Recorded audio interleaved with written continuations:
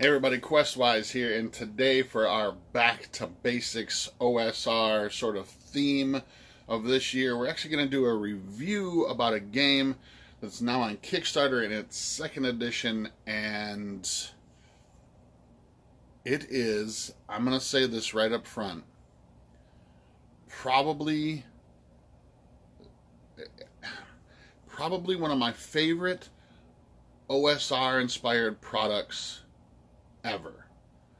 I know it's a bold claim to make, but I really think that this is a game, and maybe it's just because myself and the designer are on maybe the same wavelength of things.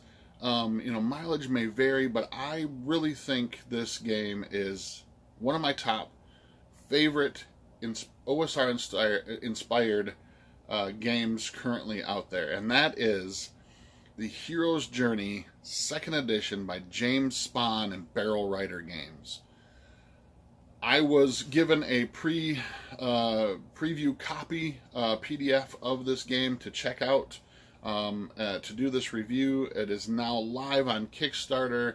The 2nd edition has taken the 1st edition and kicked everything up a notch. I've done a review on the 1st edition of this as well too. I've taken the 1st edition to several conventions. I've been to Grand Con with it and a few other conventions.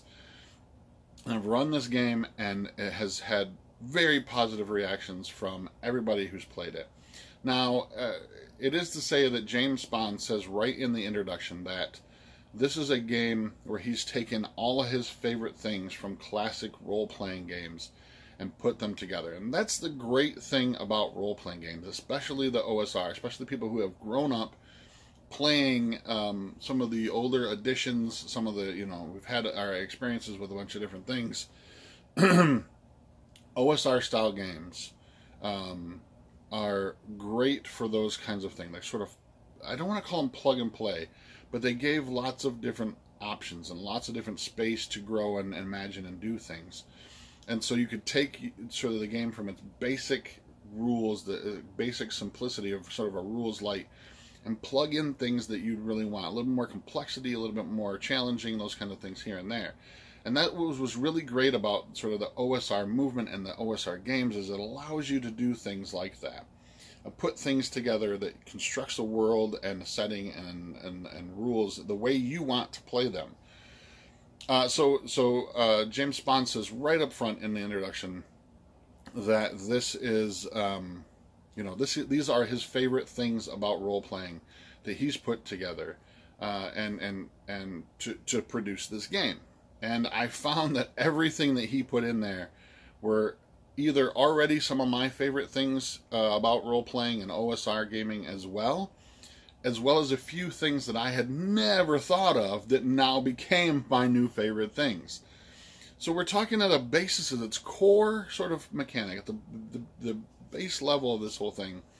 It is an OSR-inspired game. It is based on, old classic D&D, ad hoc, everything else of that time period. But there are so many cool things that he's added to this and changed to make it a much more modern type of game. One of my favorite things, and if you've watched my channel at any period at all, with any kind of depth, you'll know that I love magic in role-playing games. I love the concept of magic. I love magic users. I love theories of magic. I love different magical systems in games. And so when I saw what James Spahn had done with magic in his game, there's a lot of inspirations, things from like Tolkien and more classic sort of folklore, mythological sort of inspired types of stuff within the game. And that's one of the reasons, if you've ever seen my review of The Dark Eye, which is a role-playing game from Germany, one of the main reasons why I really love that game is because I love folklore. I love that sort of Tolkien-inspired kind of idea of fantasy, where magic can be subtle but still very powerful, and it can be used in a myriad of different ways. And James Spahn does that very, very well. And I think because it mimics The Dark Eye and some of those other things I really love that too. So your magic is such a much more fluid of a thing. There's a lot of possibilities with the magic. It still, still has certain magic spells, and it goes in tiers of power and stuff as well too. But every spell, every concept of magic, and a sphere of magic, I guess, has options for you to do, things for you to grow, different ways for the magic to be used, and it's a very beautiful thing. I like when magic is very flexible. It should be flexible, right? Shouldn't be something where it's like, oh, this spell does only this one thing. Well, you're tapping into this kind of magic and you're shaping it to do certain things for you. I really, really appreciate the way magic is done in this second edition of the Hero's Journey. If you've seen my review of the first edition of Hero's Journey, one of the other things I really, really enjoy is his idea of magic items, magic swords in particular. Or I guess they could be pretty much any magic weapon. But I love the aspect of weapons gaining their own sort of reputation, getting sort of that idea of like Excalibur, and different weapons in that sort of vein of things, right?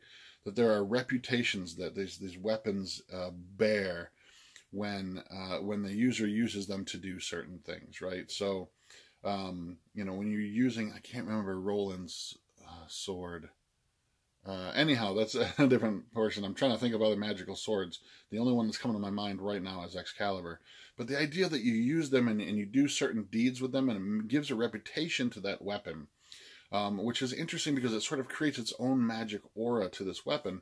And you could use those through generations of games. So that, you have a character who's used it here to slay a dragon, and it's gained the reputation of being a dragon slayer and freeing the people and giving that kind of thing. And then you could also use it in a game, 7 years from now as an heirloom weapon that's been passed down generations and still has that reputation of being the dragon slayer. This sort of heirloom weapons, this idea of passing it from generation to generation. Sort of Shannara. Think of that too, if you ever read that book. That's very much that same thing. You must go find the Sword of Shannara, right? Well, there's a whole history and reputation behind this sword that has been built up around it and stuff as well too, giving it magical qualities. This game is really, really good. And like I said, he's taken all of his things that he found were his favorite ideas, and he's not ashamed to even put that up front, because I think a lot of us do that anyway when we're creating worlds and we're creating games and we're creating settings, is that we're putting all the things that we love about fantasy and about role-playing into the things that we're building. And that's great, because there's a huge world of role-playing games out there, I am very fond of fantasy role-playing games. That's my kind of gig. I love fantasy. I enjoy science fiction and some of this horror and that kind of stuff, but fantasy is really my gig. And there are just some fantasy games out there, because of the way that they're designed, because the designers have put them in there, I don't enjoy. Not to say that they're bad games, because everybody has their own sort of niche of how they want to do things. But there's some that I just don't enjoy, but they're still very, very good games. And there's other people, I have friends who like those games in particular that I'm not really fond of. And I will play in those games as well too, because kind of thing. But there's certain things that I really enjoy, and I think that James Bond and I share a passion for those certain individual items about fantasy. So the Hero's Journey 2nd edition, it is now on Kickstarter. I will put a link down below. You will want to go get this. If you are a fantasy fan like I am, if you are a fan of sort of that more folklore, mythological inspired kind of fantasy, Tolkien, Sword of Shannara, those kinds of things. If you are a fan of that kind of stuff, if you're a fan of magic and really cool magic in a game, you're going to want to go check this out. Hero's Journey, Hero's Journey 2nd edition, James Bond, Barrel Rider Games. Until next time, I'm Questwise, and I am out.